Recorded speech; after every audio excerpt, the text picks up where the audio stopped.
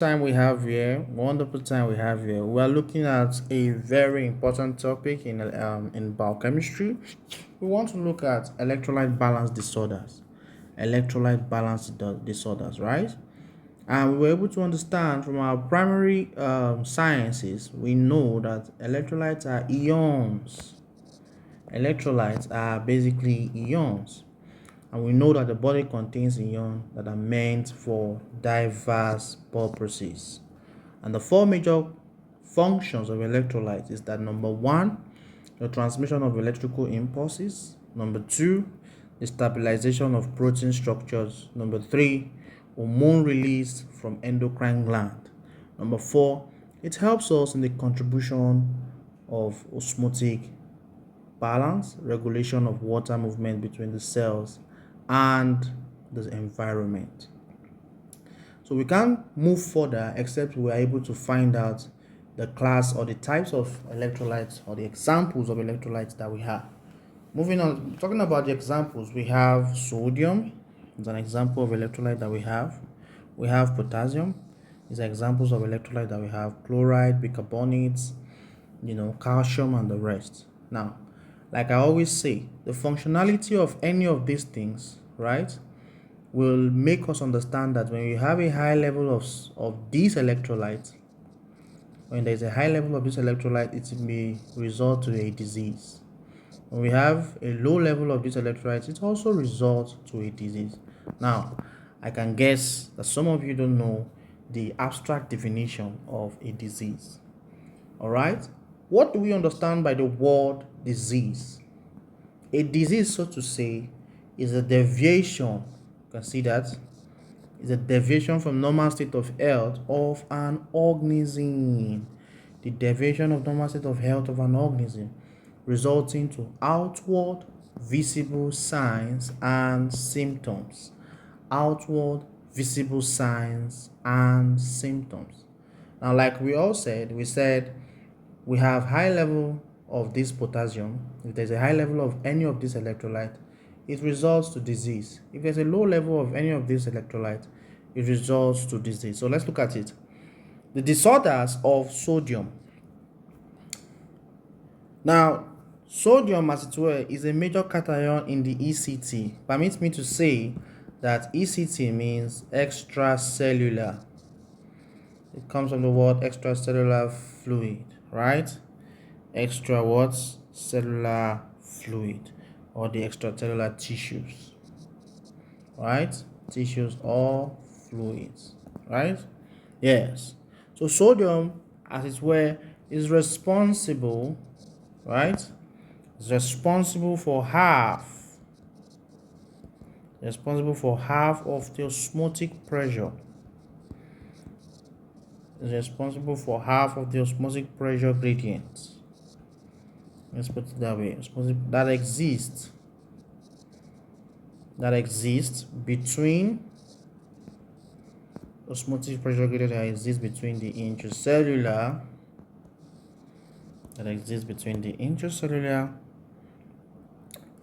right, between the interior rather of cells and the surrounding environment.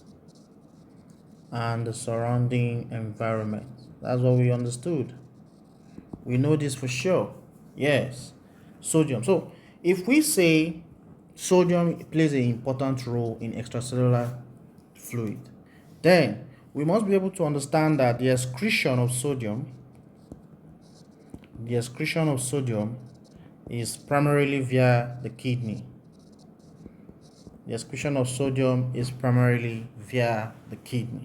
However, if that is the case, then we know we have low level of sodium will be tagged as hyponatremia. Yes, when there's a low level of sodium, will be tagged as what? Hyponatremia. Right? High level of sodium will be tagged as hypernatremia. These are disorders of sodium, which happen to be an electrolyte. So, hyponatremia, as it were,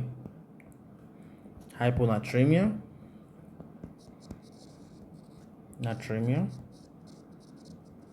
as it were, can be known as lower than normal. We say lower than normal concentration. Lower than normal concentration of sodium.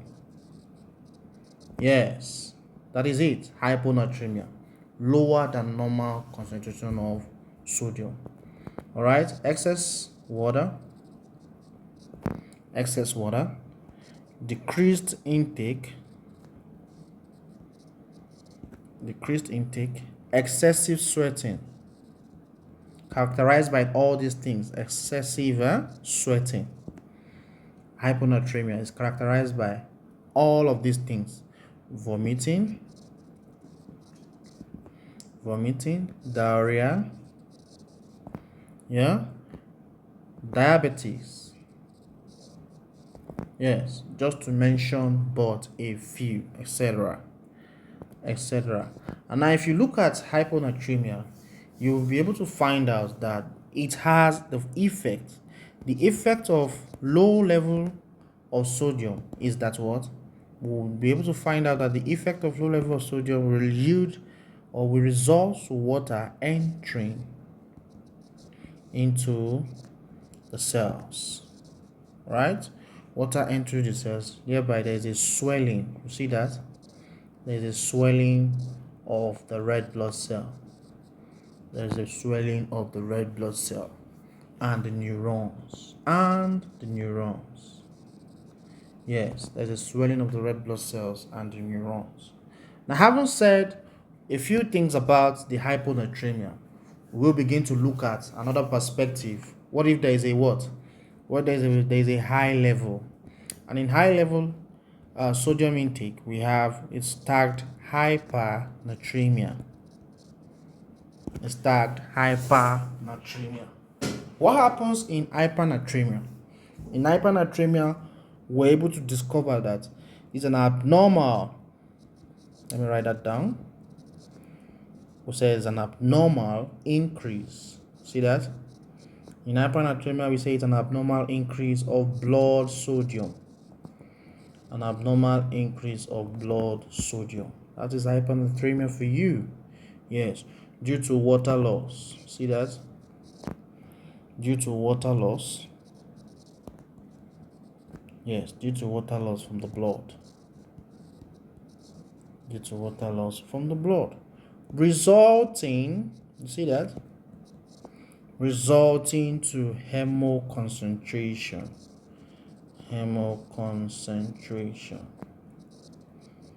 Resulting to hemoconcentration of all blood constituents.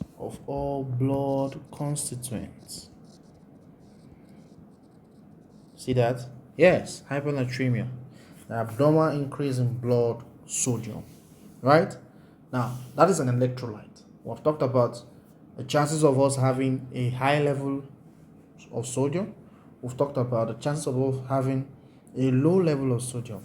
However, this is not just the only electrolyte we would like to discuss. We also like to look at the disorder of potassium as an electrolyte. The disorder of potassium as an electrolyte. Sorry, my spelling. Potassium. Yes, as an electrolyte. Now, potassium is a major player, as we know, in intracellular, in this case, intracellular cation. Yes, a major intercellular cation, right? That establishes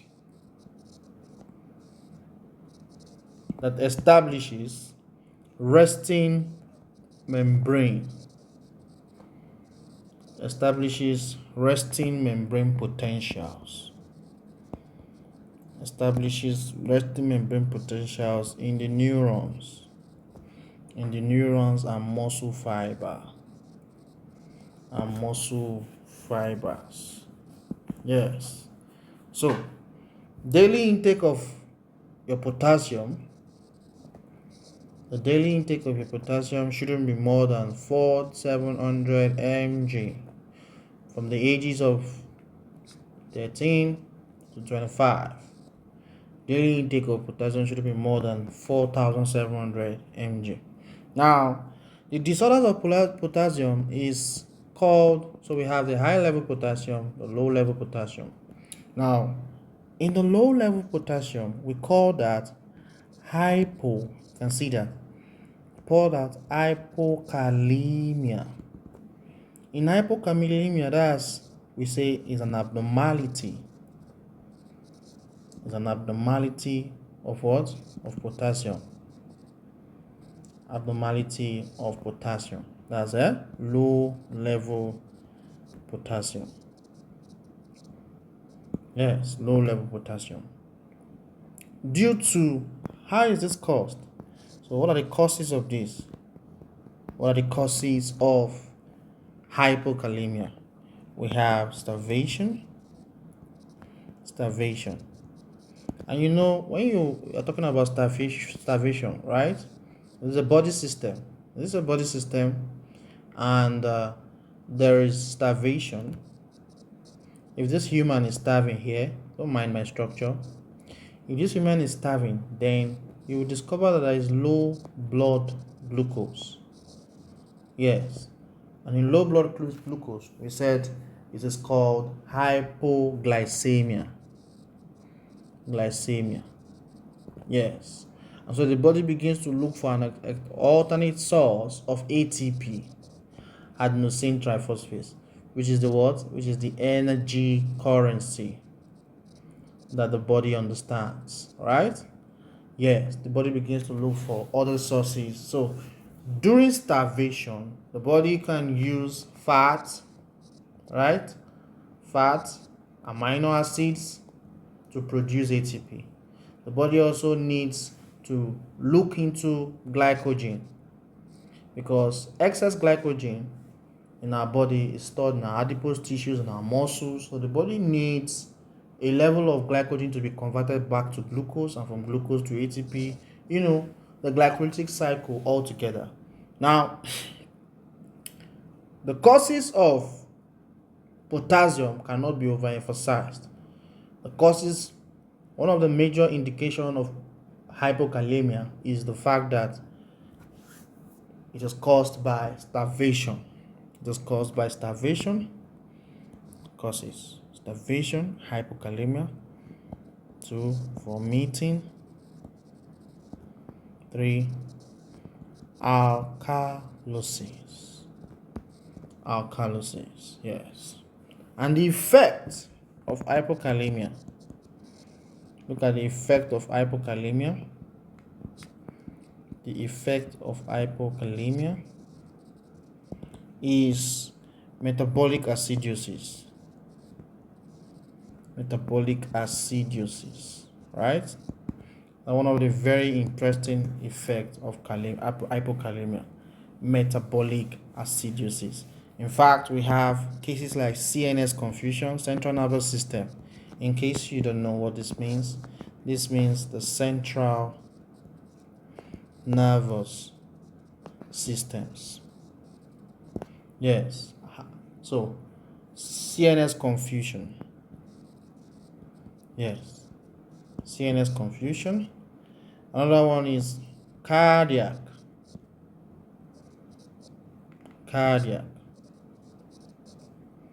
arrhythmias. Yes, cardiac arrhythmias. Okay, so that is one of the things we need to look at. The effect of hypokalemia, metabolic acidosis, CNS confusion, cardiac arrhythmias. Another electrolyte disorder that we can look at is chloride. Yes, chloride.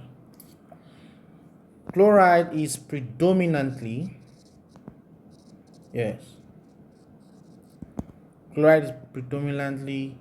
an extracellular cation. Anion, not the cation. Anions. Yes. Yes. It's an anion. Yes. Yes. A major contributor, the chloride is a major contributor. Is a major contributor to osmotic pressure gradient. Osmotic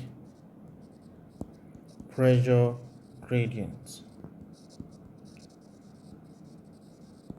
The major contributor to osmotic pressure gradient between, yes, between the intracellular fluid and the extracellular fluid. Yes, intracellular fluid, extracellular fluid, and it plays an important role in maintaining proper hydration. And plays an important role in maintaining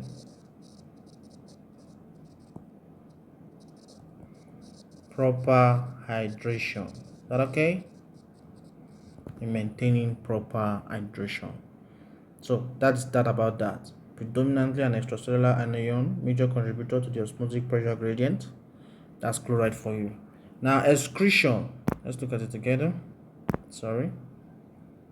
Let's look at it together. Now the excretion. No, this is sorry. Excretion of chloride. Excretion of chlorides. Right? Follows the what? It follows the sodium pathways in kidney. Let's write it together. It follows the sodium pathways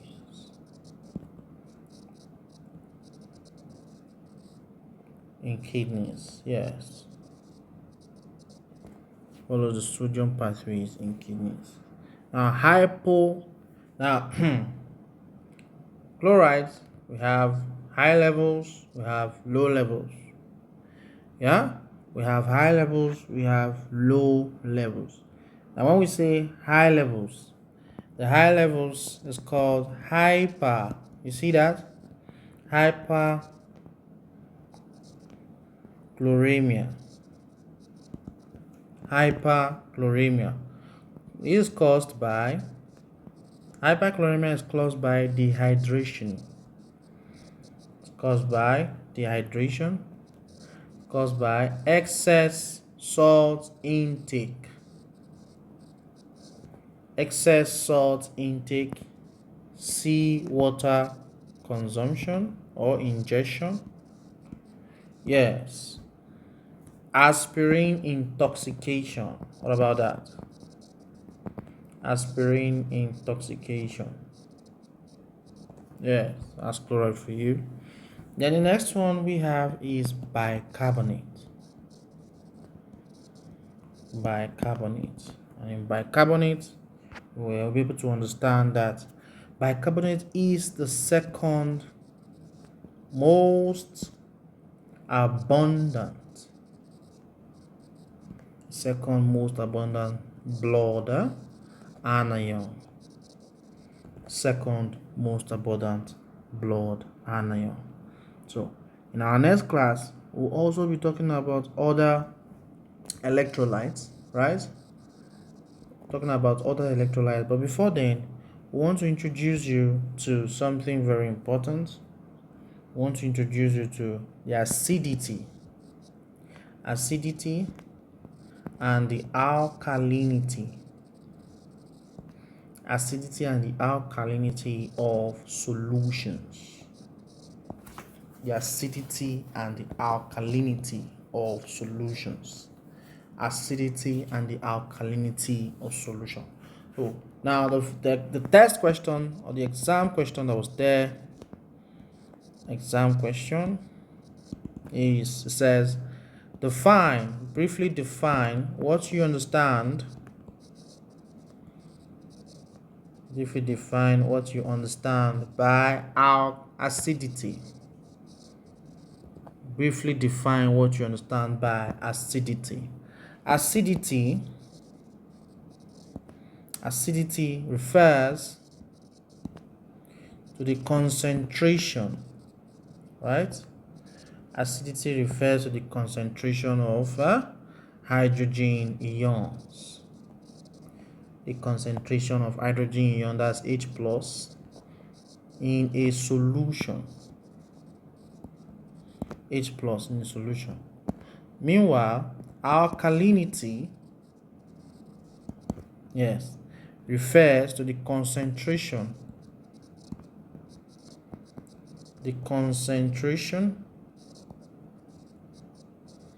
of OH minus. You see that? So there's a difference between H plus, OH minus. Alkalinity refers to the concentration of OH minus in a solution. Let's not forget that.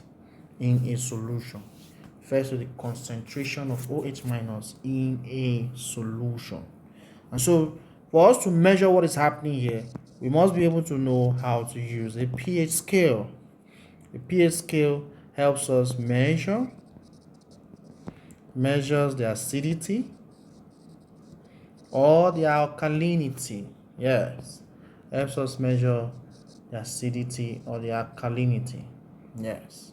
So when we say pH helps us to measure alkalinity or acidity, we're not just saying stories. We are saying that in the range, let's say from 0 to 14 in the pH scale, we know that 7.7 is regarded as the neutral. 0.7 is regarded as the neutral. Yes. Right? So from 0 to 7, we have this region here as acidic region. Right? Yes, acidic region. So we have this region to be the alkalinic region, right? So that is that. The pH meter or the pH scale help us to measure the acidity of a solution, the alkalinity of a solution. Now, what is pH? Exam question. What is pH? What do you understand by the word pH? The pH, as it were, is defined as the negative logarithm of the hydrogen ions. Negative logarithm of the hydrogen ions concentration. Negative logarithm of the hydrogen ion concentration, and we have pH to be negative log H plus. Yes, the pH is known to be a negative log H plus. Now, having dealt with the pH scale, right, you've now understood that from 0 to 7 is acidic, from 7 to 14 is neutral. We must be able to find out how this plays a role in cellular activity. We must be able to find out how this plays a role, so we can say that the introduction to the effect, yes, introduction to the effect of pH, right, and pKa values. Don't worry, we'll talk about that in a bit on cellular activities. The effect of pH and pKa values in cellular activities. Thank you. Now, without wasting much of your time, the pH, right, affects protein structure. Remember, the basic metabolites you have in your body, your glucose, which is your carbohydrate, right? You have your glucose, you have your proteins, you have your fats. Is that out? Good. Now, the pH, as it were, affects, yes, pH affects, let's write that out, the protein structures. pH affects the protein structures and functions. See that? And functions of in cells, not of cells, in cells. Yes, pH affects structures and functions of protein in the cell. Yes, because there is a concept in protein called denaturation. Yes, when a protein is denatured, it means it has lost its native form, right? When a protein is denatured, it simply means that that protein has lost its what? Its native form. So, what is the effect of pH in what? In cellular activities, right? Cellular activities. pH affects protein structures and functions in cells. It changes in pH. Now, a change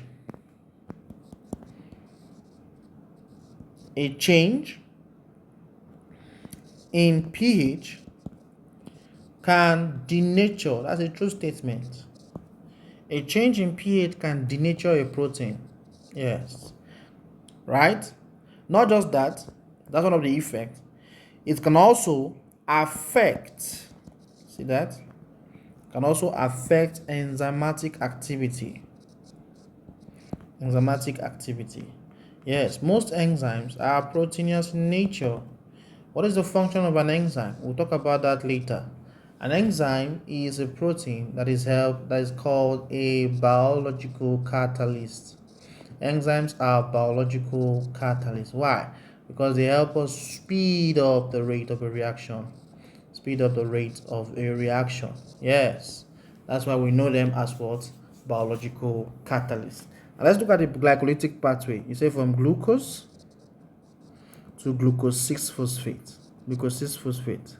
This is the glycolytic pathway, by the way.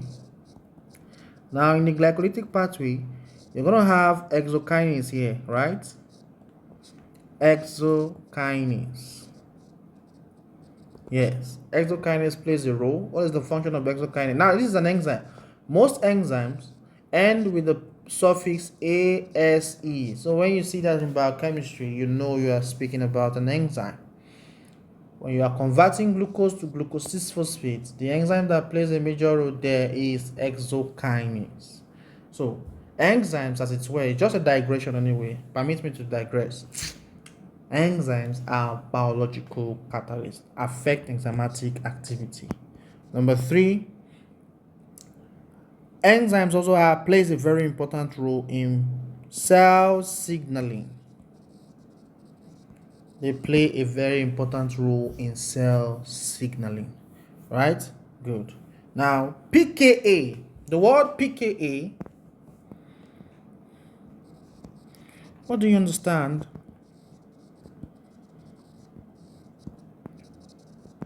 by pKa? Yes, the word pKa is the negative logarithm. Negative logarithm. The word pKa is a negative logarithm of the acid dissociation. Of the acid dissociation. Yes, of the acid dissociation constant. Yes, of a solution. Yes, acid dissociation constant of a solution. Now, it represents the pH. pK represents, yes, it represents the pH, yes, at which, right, the pH at which, yeah, a molecule, the pH at which a molecule will donate, right, or accept, yes, a proton. So in case you see that in your exam, so what is pKa? What do you understand by pK? pK is a negative logarithm. Yes, it represents the what? The pH at which a molecule donates or accepts proton. That's just it. So, right, the relationship